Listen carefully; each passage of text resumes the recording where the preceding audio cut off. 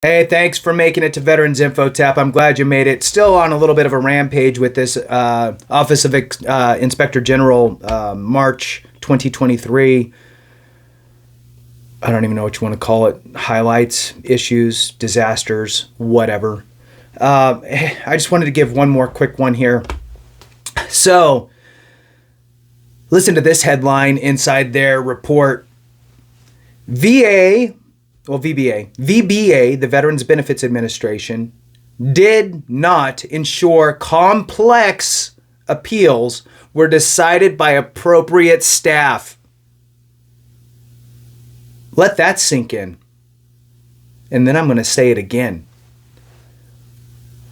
VBA did not ensure complex appeals were decided by appropriate staff. Hit the thumbs up for me, subscribe, share with a friend, all that good stuff.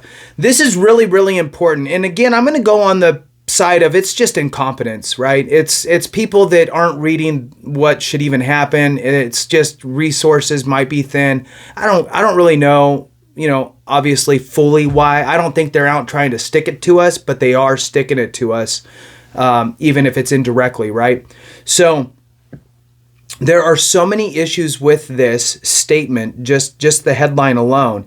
And I've always been one to preach, hey, look, the VA is going to get it wrong, but once you get it in front of the Board of Appeals, where a veterans law judge is looking at it, you have somebody who actually understands the effing law and is going to look and go, hey, everything is like this, and oh, look, the evidence is, wow, it's equal on both sides. Look, we're going to rule in your favor. Oh, there's some lay evidence like buddy statements or a nexus letter from a doctor that we can use here. And, oh, okay, yeah, great. That is actually evidence versus the lowest level, GS whatever, 3 worker who has and I'm being facetious, who has, your claim in front of them and they're deciding an appeal.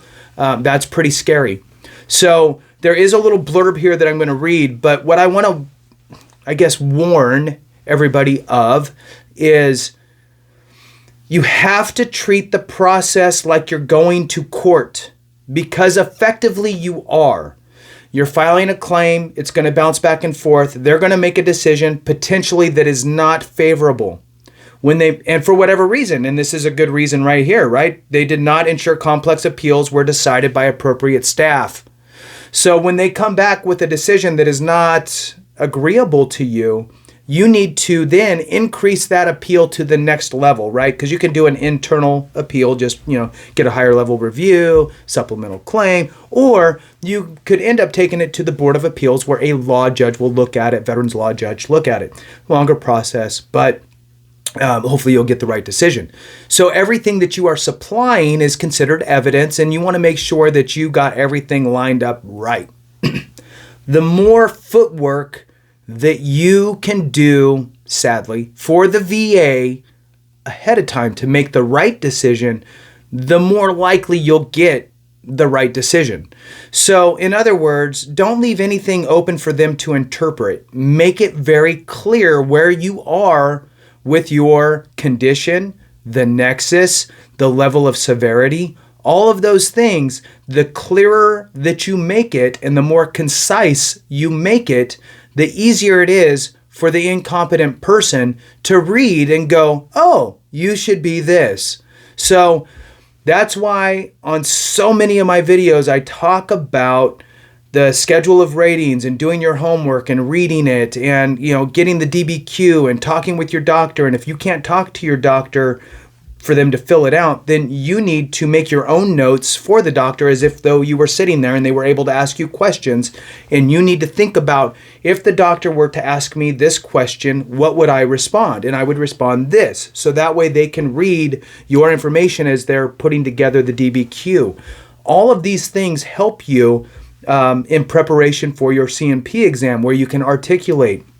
I've said many times, print out what you rate as far as the schedule of rating is concerned.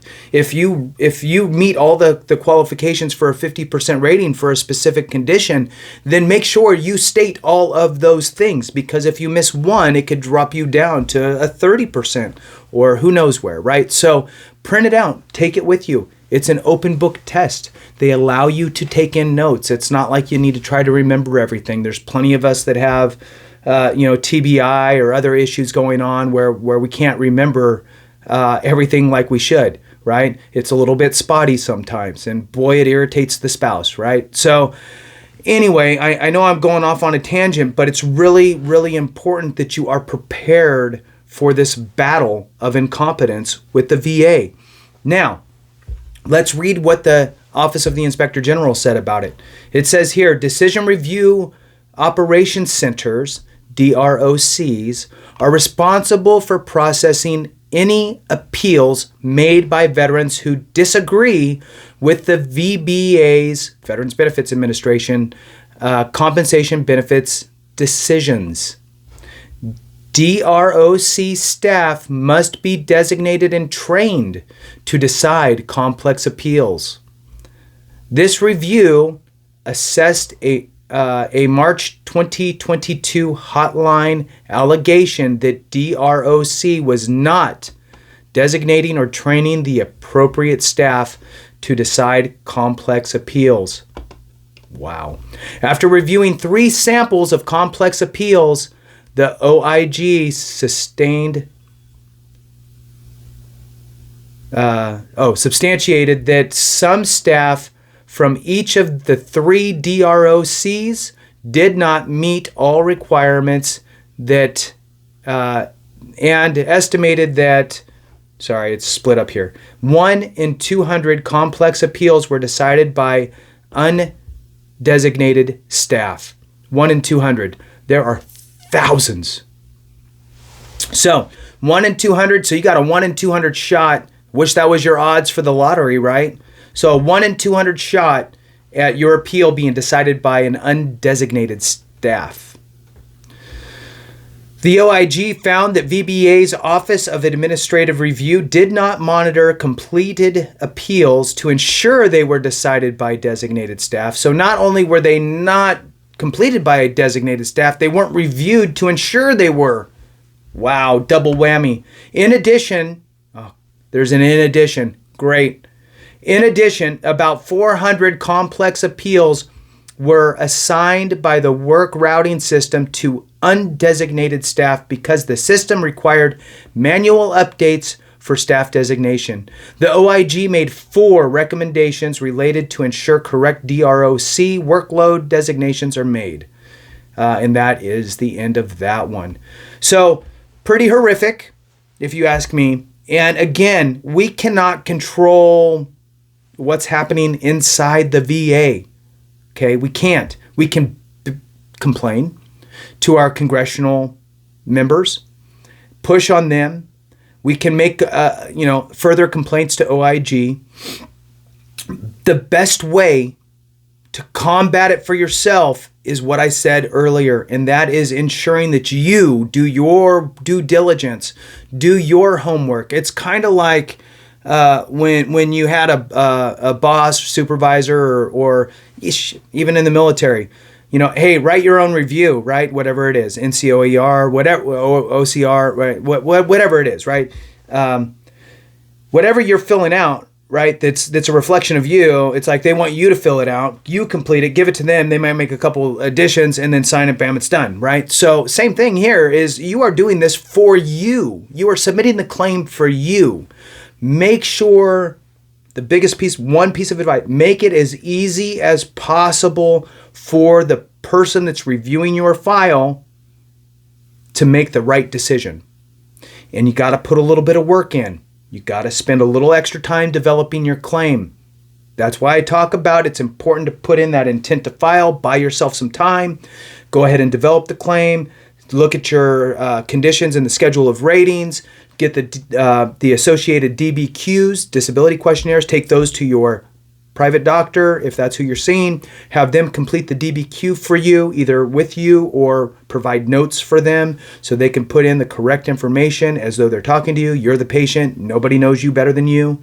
Get that DBQ completed, signed by the doctor. Get a nexus letter if you need one. Get that stuff in with your claim. When that gets filed, when you go to that C&P exam, make sure that you print out the blurbs that you need to remember from the schedule of ratings. If you meet all the conditions for all of the criteria for a specific rating, you need to make sure you actually say all of those things, because if you miss it, you're going to get downgraded. So you need to take it seriously and really put in some effort to combat the inadequacy